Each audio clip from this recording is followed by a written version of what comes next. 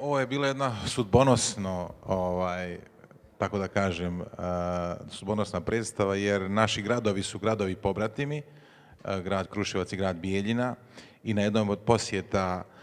delegacija gradova je došlo na ideju da se napravi i koprodukcija, tako da zahvaljujemo gospođi Đurđi i naravno čitavoj upravi Kruševačkog pozorišta, jer su oni nas odmah pozvali i evo prva predstava koja se planirala da radi, odmah smo ušli u koprodukciju i evo jedan mali isto anegdota je da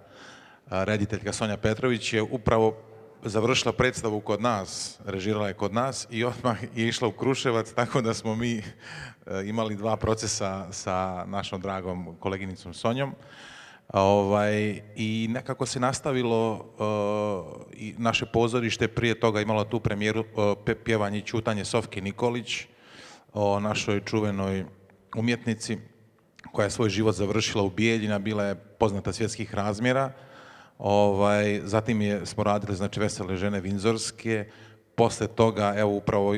radimo na predstavi Zla žena, posle toga ćemo raditi Mirandolinu, tako da se uklopila ta predstava u jedan taj, da kažem, naš pravac tog ženskog principa gdje se bavimo ženama, njihovim pravima iz svih uglova u raznim vremenima.